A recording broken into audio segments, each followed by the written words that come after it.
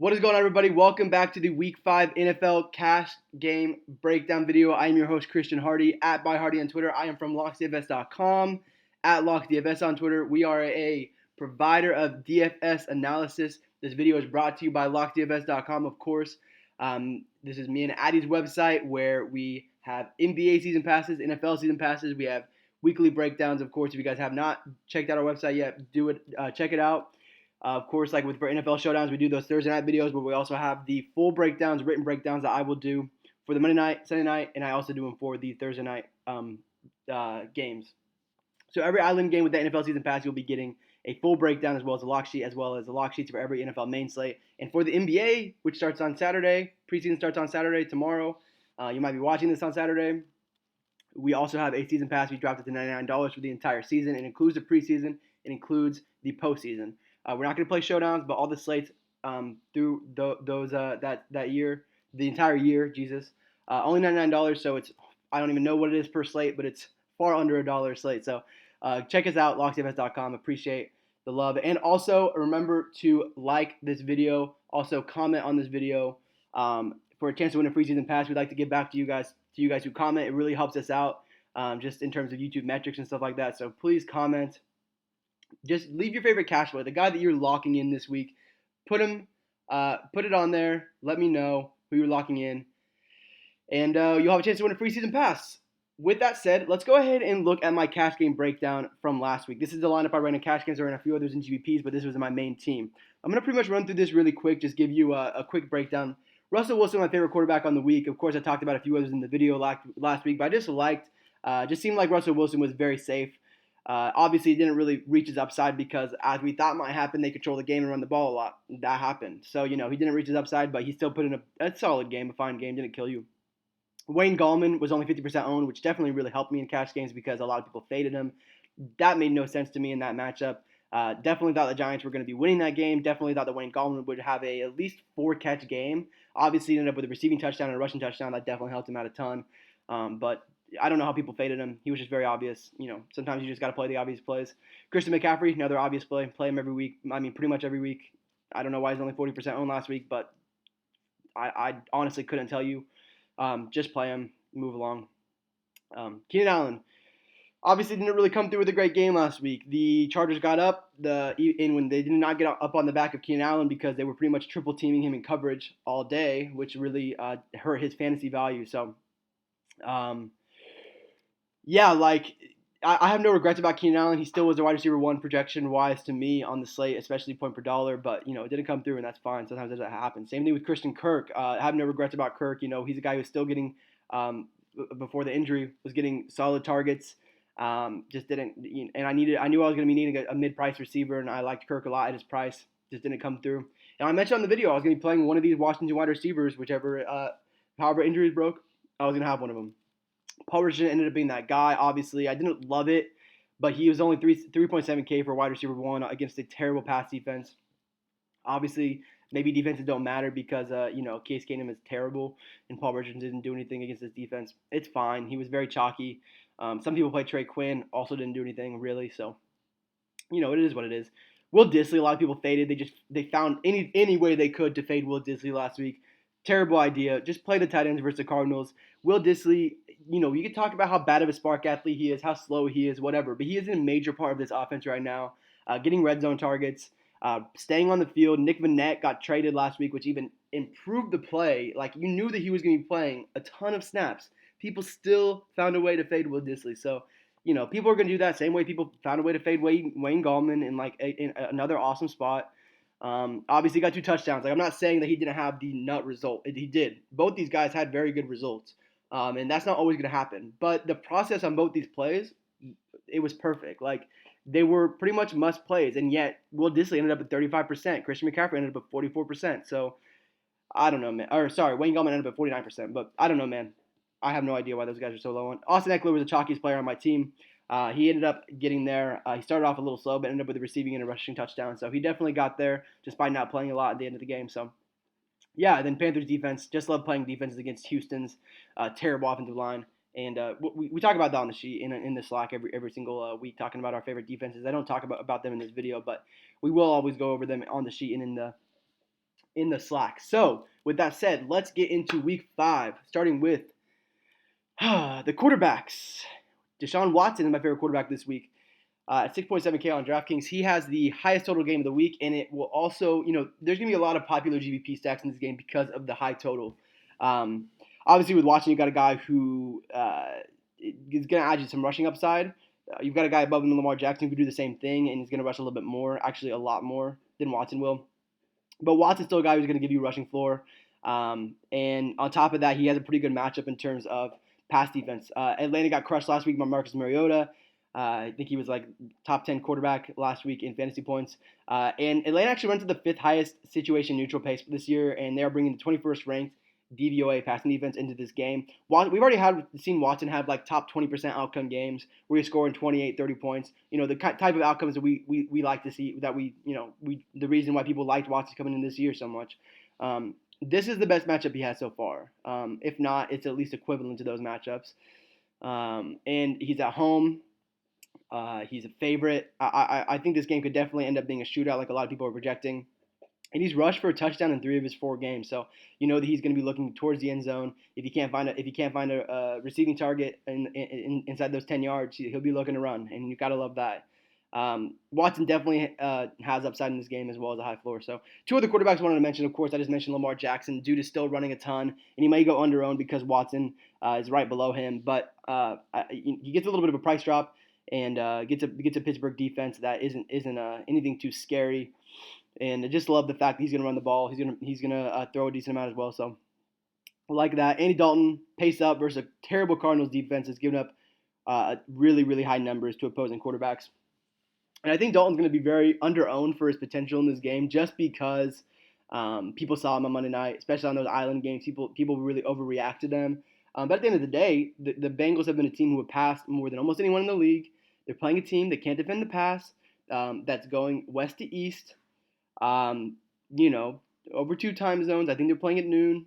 It's just a very good spot. Of course, Cardinals play to pace ups, and that's also going to help any teams that are facing them. So let's go ahead and move on to the running backs now. Those are my top 3 quarterbacks this week for me that I want to talk about. So I mentioned we're just going to keep playing Christian McCaffrey. I really don't even have that much to say about Christian McCaffrey. Honestly, if you're watching this video and you're not playing him, just play him. It's possible that I'll have both running backs from this game, and we'll talk about Leonard Fournette in a second. But we're talking about McCaffrey every week just because he's pretty much the only running back in the league that has that 98% snap share, and he plays pretty much every single play. McCaffrey's a home favorite, middling Jacksonville rushing defense. They're 15th in running back line yards this year, but he's also not dependent on the game flow. Even if they get down in this game, he's got 14 targets in his 2 games with Kyle Allen, so you know he's going to get passing targets. He's going to do some stuff with those, and obviously the PPR is going to help. And it's just a very high floor play, high upside play, of course, because he's put up a 40 burger already once this year. So easily the top running back play. I'm not going to talk about him much longer. Dalvin Cook's a little bit interesting as well. I think Minnesota's going to win this game and control this game. I think it's very, very likely. Minnesota's talked a little bit about wanting to pass the ball a little bit more. We've seen complaints from Adam Thielen saying, hey, we've got to be able to pass the ball. I don't think that's going to be the case in this game because I think they're going to control this game and they're not going to need to pass the ball. So I think they're going to put the ball in Dalvin Cook's hands, let him do his thing. He is very expensive, but he has a role in the rushing and passing game. He's on the road, but I'm not concerned about against a Giants front that isn't too impressive. There's a chance I'd pair him with Christian McCaffrey, but I far, far prefer McCaffrey for only 300 more. It's like not even close. My other cash play, I was really just mentioning Cook. I'm not sure if I'm going to play him in cash, but he is definitely worth a look just because of the high floor, playing so many snaps for them. Favorite running back, my second favorite running back cash play is going to be Leonard Fournette, 6.4K against Carolina. He's been buoyed by long runs in the last 2 games. But that said, he's still playing pretty much every snap for this team. 86%, 97%, 100%, 84% of the snaps in the first 4 games per Football Guys. That includes a 29 rush performance last week where he busted out 2 long runs in the second half. He has a massive snap share. He also doesn't really need, he doesn't need the game flow to go perfectly. He can be trailing and he can still be getting, maybe 6 targets in the passing game. He also does not have a touchdown yet this year, and that is certainly with his workload going to regress very, very soon. He's gonna end up in the end zone. He's gonna be getting the goal line target. He's gonna be getting the goal line carries. He's gonna be on the field at the goal line, so he's gonna get in the end zone. It could definitely happen this week. Adding to his floor, obviously that passing game work, like I said. Just going through my notes here. Panthers, they placed Quan Short on defense. They placed Quan Short, their star defensive tackle on injured reserve this week, so that adds a plus to the matchup for Fournette against a Panthers defense that's already allowed the 23rd highest rate of running back line yards so far this year. So then we'll go a little bit further down to David Montgomery against the Oakland Raiders. The Chicago running back, the rookie for Chicago, definitely have some interest in him as he continues to see an increased snap share in this offense. We saw him with a season high 50 snaps last week, 69% of the team's snaps. So 24 touches last week in that game. Should continue to see. I don't know if we're going to see it tick up, but at least see him hold that share, especially in games where they're winning, which they are 5-point favorites here on the road in Oakland. Raiders are going to be missing star linebacker Vontaze Burfict, obviously for that targeting penalty last week. A lot of people call for him to be suspended for the year, and he is now. So they're going to definitely be missing him in the middle of the field. And Montgomery should definitely see a bump for that. Montgomery has seen about 3 targets in each of his games this year, so he's gonna be using that passing game a little bit. Even if Tariq Cohen does take some passing snaps from him, some third down snaps, we're gonna be seeing Montgomery still get out there and run some routes a little bit. So, yeah, I think the Bears control this game. I think they're gonna be able to put Montgomery on the field for 70 to 75% of the snaps again this week. I really like him again. And then I wanted to mention just real quickly that I will be considering these 2 guys in the Arizona and Cincinnati game. Like I said, second highest total of the week. If I believe that Cincinnati is going to be able to get up and control this game, I think Mixon is a very good play at 6.1K. And on the other side of the field, you have pretty much a game script independent guy in David Johnson that gets a ton of catches, and we see Christian Kirk is out this week, so he could even see more targets, more of a passing role. We saw him in the pass lineup in the slot last year a little bit. I'm not sure how much he's done it this year off the top of my head, but certainly has an increased passing role without Kirk on the field. So interested in both those guys. I'm not going to go too far into those guys, but definitely interested in them. Julio Jones is my favorite wide receiver here at the top. 6th in the league in air yards, in the highest total game on the slate. Again, a guy that makes sense to run it back with if you're playing like Deshaun Watson and Will Fuller or something like that in GPPs. He's a little bit more slanted to me towards GPP than a cash play, just because I think I'd rather allocate high dollar guys for the higher floor running backs who also have the same type of upside. McCaffrey, Dalvin Cook, those type of guys. But for Julio, this was actually a very interesting note from Evan Silva in his matchups column, which you play daily fantasy should be a must read for you. Julio has actually been very, very good in his career in bounce back games, and he only had like 40 yards last week. He's been very good in those games. He gets to play indoors again. That always helps him as well. Houston has given up big games to Keenan Allen and Michael Thomas. Both went over 10 catches. Both went over 100 yards. They've shown no propensity to be able to shut down these wide receivers. I'm not sure if I just used propensity right, but we're moving on anyway. I really like Julio for GPPs, and I think I'm fine with him in cash. I'm just not sure if I'm going to be allocating funds here because there are some very good cheap receivers that we'll be talking about in a second.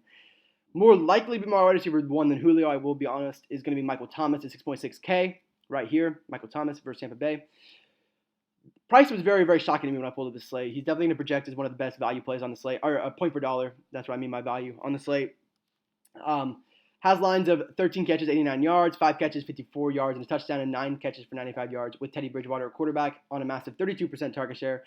He's continued to dominate targets on this team, even with Breeze off the field, which definitely makes sense. I mean, Thomas is just by far the most talented receiver on this team. He runs routes all over the field, low A dot, high to A dot. It doesn't matter. He's going to be all over the place. So, Bucks are giving up 178.3 yards to opposing slot receivers, where Thomas is going to run a fair share of his routes. You'll see him line up all over the field, but he will run a decent amount in the slot. And obviously, he is going to get. While it's not on paper a pace-up game, we are going to see Bruce Arians run this offense at a pretty high pace in general. They're only 14th in seconds per play right now, neutral pace. But that should increase as the season moves on. We've also seen it increase drastically to a top 5 pace when they are down by a touchdown or more. So keep that in mind. I definitely like the fact that he has a great matchup in the slot against the Bucks, and I also like that he could be playing pace up if the Bucks are trailing. So I do like Fitz here on DraftKings as well, but I'm going to talk about him when we go to FanDuel. So let's go ahead and give it a rest on that, and we'll talk about him in a second. Also, I like Will Fuller again, kind of like Julio, a little bit more geared towards GPP, just because it's a very boomer bust play with Will Fuller, and if you watch Will Fuller, you know why. He gets a ton of deep targets. That's why he is top 15 in the league in air yards.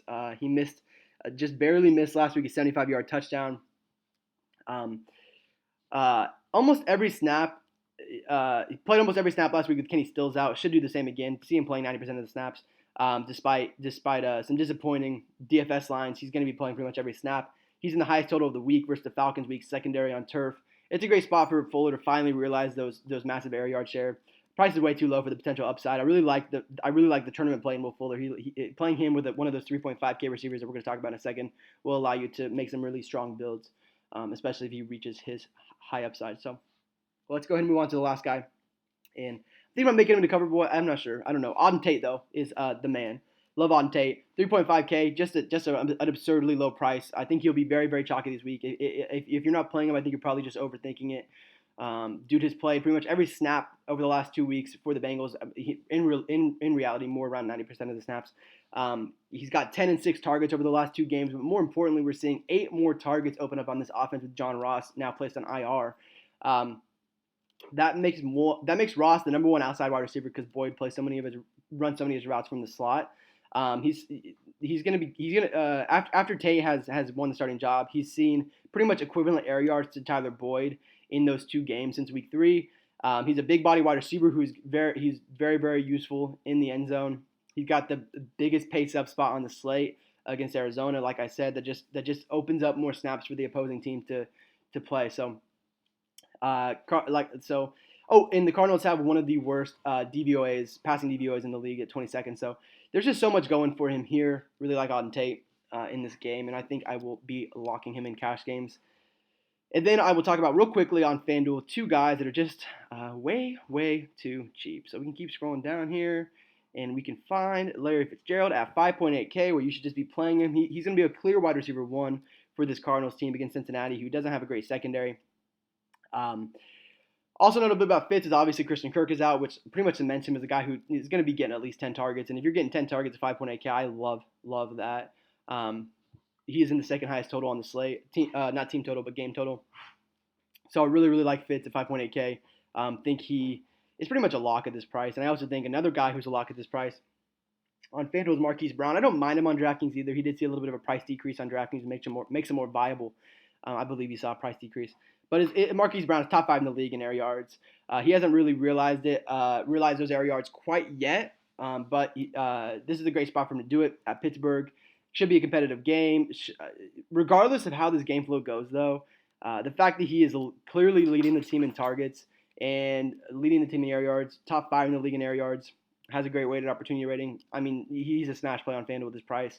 Priced around guys like Corey Davis, D.D. Westbrook, Philip Dorsett, Calvin. I mean, it just doesn't even make sense that this dude is top 5 in league air yards. He's just cheap. He's also, getting like 9 targets a game. So, yeah, just play Marquise Brown. Just makes so much sense. I actually like him more than Fitz on FanDuel. And let's move over to tight end for the last cash game play of the week, and that is going to be the boy Tyler Eifert. Like I said, Will Dissly dominated these Arizona Cardinals safeties, linebackers, whoever tried to defend him last week. They are absolutely lost in covering tight ends. I don't know when it's going to improve, if it's going to improve, but it's hasn't happened yet. Coming into last week, I was a little bit, coming into the week when I first pulled up the slate, I saw Eifert's price. I knew it was notable. But I was definitely concerned about his usage over the last 2 weeks. He's played only 48% and 42% of the snaps over the last 2 weeks. Hopefully we see a slightly expanded receiving role this week with John Ross's 8 targets out there for the taking. Obviously, some of those being in the middle of the field where Eifert is going to run a lot of his routes. Obviously, Eifert's going to be a guy who's going to be in those red zone packages. If they can't run the ball in the red zone, go to the pass. Eifert's going to be one of the guys who is most notable there. Eifert obviously has like the nut tight end matchup versus the Cardinals. They've given up at least 6 catches and a touchdown to every tight end they face this year. Obviously, the flow chart for them isn't working. It didn't work versus Will Dissly. It didn't work against Hawkinson. Didn't work against Mark Andrews. Didn't work against Greg Olsen. I mean, these dudes have all dominated him, the Cardinals. So Tyler Eifert is almost the minimum on FanDuel. I think he's a great play on both sides. I'd love to hear more about if he's expected to see an expanded role with Tyler Boyd. I don't know if we'll hear anything about that, but could definitely see it happening. Just there's 8 more targets out there. Some of those are, even if it's only 2 of them, those are valuable to go to Eifert at this price. Other tight ends, real quick. Zach Ertz is number 2 in the air yards by low model. That is always an interesting note. Air yards by low, very important. Guy who hasn't really realized his target share yet and can do that. Mark Andrews looks like he is going to be clear to play this week. He is 4.8K. Really like the price on him. Noah Fant is a cheap, very, very, very cheap tight end.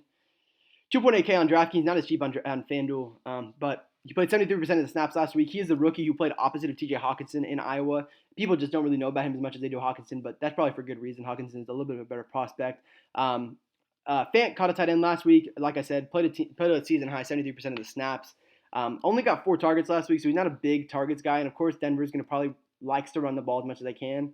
But if they're going to have to pass in this game, which they should, Fant should have an expanded role, and really like that at that price if you're trying to look for a pivot off of Eifert. So with all that said, thank you guys so much for watching. Be sure to check us out again, locksdfs.com. Follow me on Twitter, @byhardy. And leave a like on this video. That really helps us out a ton. If you made it all the way to the end, please hit that like button. I mean, obviously you made it to the end, you liked it. And then leave a comment, favorite cash play. You'll be entered to win a free season pass from LocksDFS of your choice, NBA, college football, NFL, whatever you want. You'll get that free season pass. So comment on this video with your favorite cash play of the week, your cash lock of the week. And with that said, I will see you guys back here next week. Thank you guys so much for watching. And yeah, see you guys next time. Peace.